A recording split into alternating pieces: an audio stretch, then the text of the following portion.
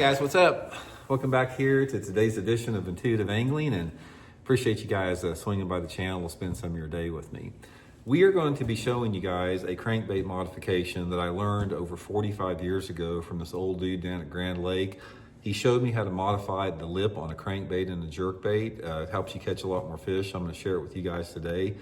Definitely think it's going to be something you want to add to your arsenal, so we'll get into that here in a little bit. Also, guys, quick reminder, a lot of you guys have been messaging me that my Blaukat Power Finesse throwback jig was sold out at Tackle Warehouse. Tackle Warehouse just got a big shipment of them in this week, so they're going to be available this week. So I'll have my Blaukat Power Finesse throwback jig at Tackle Warehouse link in the description of this video. Living rubber frog hair, guys, living rubber hand-tied skirt, finest little finesse jig you will ever use. This has been my #1 producer over the past month. Here in Missouri, I've been catching a ton of fish on it, so Tackle Warehouse link in the description of that video. And also, guys, anybody interested in booking an on-the-water lesson with me, just go to my Facebook page, Randy Blaukat Professional Angler, and shoot me a private message for details. And one final thing, guys, thank you very much for all the support that you guys have been using, like with my Tackle Warehouse link, and getting some of my solar back glasses or the jigs or the on-the-water lessons or the fish the moment lake map breakdowns I talk about. All that stuff's linked in the description.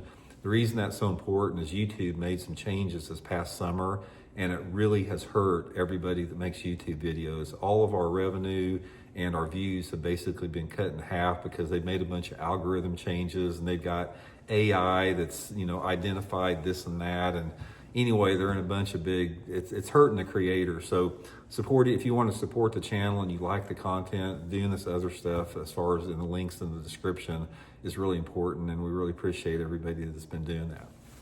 Okay, guys, let's get into this modification here. I was down, it's probably been, well, I'll tell you when it was 1981, so it's been over 45 years ago.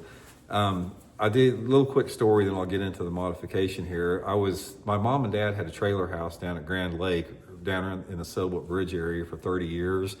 And one of our friends had a boat dock on the cove that our little trailer house was on. And I'd go down and fish off the dock all the time when I was in high school and everything. And anyway, I was down there, it was one March day, and I was casting off the bank, casting off the boat dock, just fishing off the dock for crappie and bass. And this bass boat came working down past me. He was throwing a crankbait in between the docks. And I asked him, I said, "You doing any good?" And he goes, "Yeah." He goes, "I'm catching a bunch." He goes, "I've already caught about 20. And I'm like, "You got 20? I said, "I've been fishing here for hours and I hadn't caught a bite." So he goes, "Well, hop in the boat with me, man. I'll show you what I'm doing." So I got in the boat with him. Didn't know this dude from anything. I think I was probably 18 years old. And we started fishing down the bank, and he caught like 10. So he was fishing a We Are crankbait, and he showed it to me, and he showed me how he modified the lip on this thing. And he said, "This is critical to catching bass on a crankbait, is to modify your lip like this."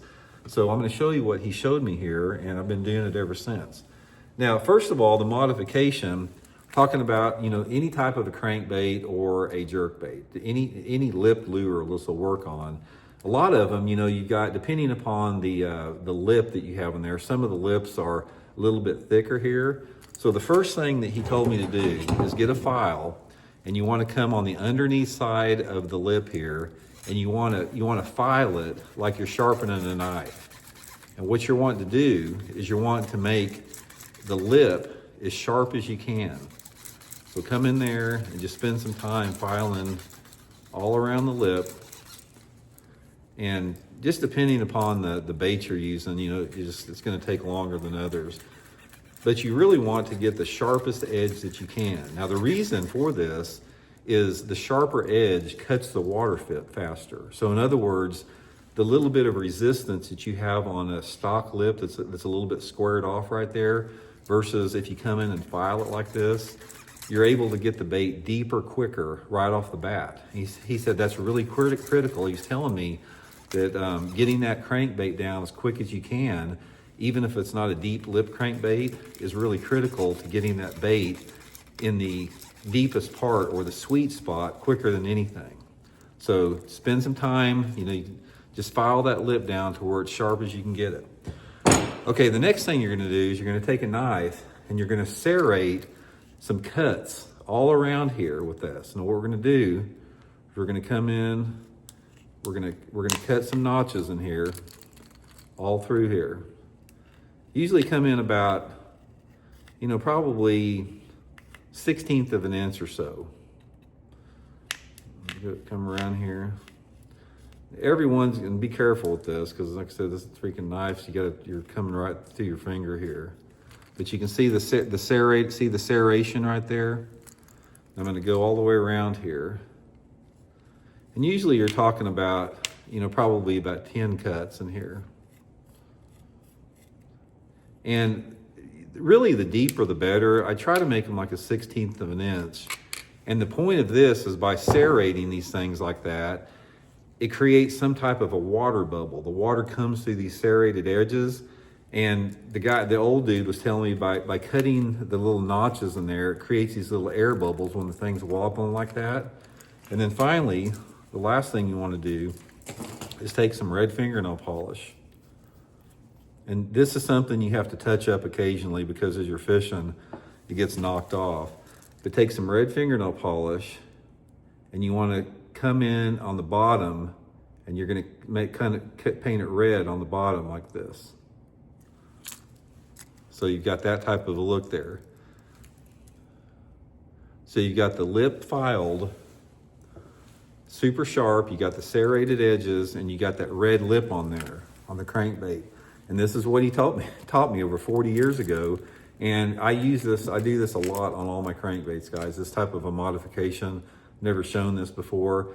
Now, how good it works or whether it works, you know, that's something that's very difficult to gauge. But I have been doing it for so long, it gives me confidence in it. And I saw it work. It's like the first time he showed me that, it's like, this is some dude that knows what he's talking about because he showed me the proof in the pudding when he was doing it. And I fished with him on and off for the next couple of years after that. And then he passed away shortly after that. But that is just one of the old school techniques that I've been using for a long time that you just might want to try. Just give it a try, see what you think about it. If you start catching some fish on it, it's going to give you a lot of confidence. And it's little bitty subtle things like that make a difference. A lot of people think that in bass fishing, in order to have incremental success or noticeable success, you have to make these big changes. But a lot of times it's something super, super simple. It's a little modification like that. It may be something like, you know, roughing up the sides that I talk about with the Brillo pad just to take that shine off of it. Sometimes it's like going to a size smaller hook that, you know, gives the bait just a little bit more action. It may be using 8-pound test line instead of 10-pound test line because that 8-pound test line gets your bait down that far much deeper, or gives a little bit more action. It's these little bitty modifications that always add up to an extra fish here and there. And that's what we're talking about. It's like when you talk about lure modifications that I talk about a lot on the channel, you're not talking about catching 30 more fish a day. You're talking about catching 4 or 5 more fish than you normally would, which everybody wants to catch as many fish as they can. So anyway, give it a try. I think you guys will like it there. A little bit something I've been using forever.